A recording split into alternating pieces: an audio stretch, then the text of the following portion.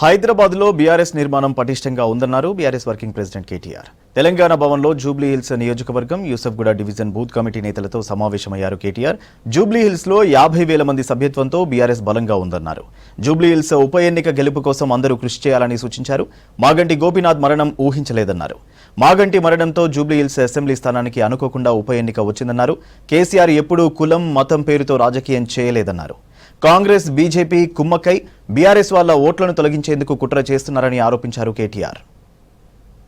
పోయిన ఎన్నికల్లో 2023 నవంబర్ డిసెంబర్లో జరిగిన ఎలక్షన్లో మీ అందరికీ తెలుసు, హైదరాబాద్ మహానగరంలో ఒక్కటంటే ఒక్క సీటు కూడా కాంగ్రెస్ పార్టీకి ఇవ్వకుండా అఖండమైన గెలుపునిచ్చిన హైదరాబాద్ ప్రజానీకానికి నేను శిరస్సు వంచి హృదయపూర్వకంగా నమస్కారం తెలియజేసుకుంటా ఉన్నాను.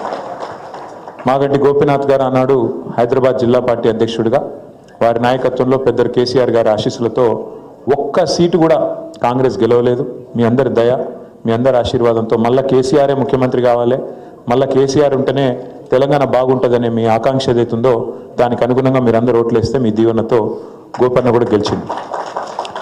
అనుకోకుండా వచ్చిన ఎన్నిక, అందులో మరి మనందరం కూడా తప్పకుండా మరి ఈ 5 ఏళ్ల పాటు ఏదైతే గోపీనాథ్ గారిని మనం ఎన్నుకున్నామో ఆయన మరణించడం వల్ల వచ్చిన ఎన్నిక ఏదైతున్నదో దీనిలో తప్పకుండా మళ్ళొక్కసారి ఆయన చేసిన అభివృద్ధికి, ఆయన చేసిన సేవలకు, కేసీఆర్ గారి నాయకత్వంలో ఈ రాష్ట్రానికి, ముఖ్యంగా హైదరాబాద్ మహానగరానికి గత 10 ఏళ్లలో జరిగిన సేవలు అన్నీ కూడా మనం ప్రజలకు గుర్తు చేస్తూ తప్పకుండా ముందుకు పోవాల్సిన బాధ్యత మనందరి మీద కూడా ఉన్నది.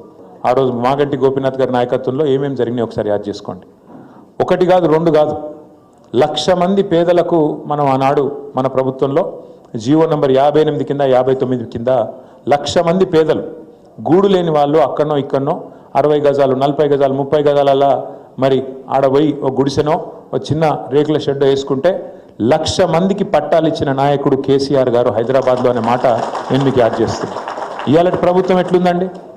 ఇవాళ పేదవాడు ఎక్కడన్నా గవర్నమెంట్ జాగాలు ఎక్కడన్నా దొరకక దిక్కులేక నాలా పక్కనో ఆన్నో ఇన్నో కట్టుకుంటే వచ్చి నిర్దాక్షిణ్యంగా హైడ్రా అని చెప్పి ఏడుస్తుంటే మొత్తుకుంటే కాయిదాలు ఉన్నాయి, చూడరా కోర్టు ఆర్డర్ ఉందంటే కూడా నిర్దాక్షిణ్యంగా కూల్చిపారేసి మీరేమైనా చేసుకొని ఎవరికి చెప్పుకుంటారో చెప్పుకోండి అని చెప్పి కాంగ్రెస్ వాళ్ళు ముట్టది.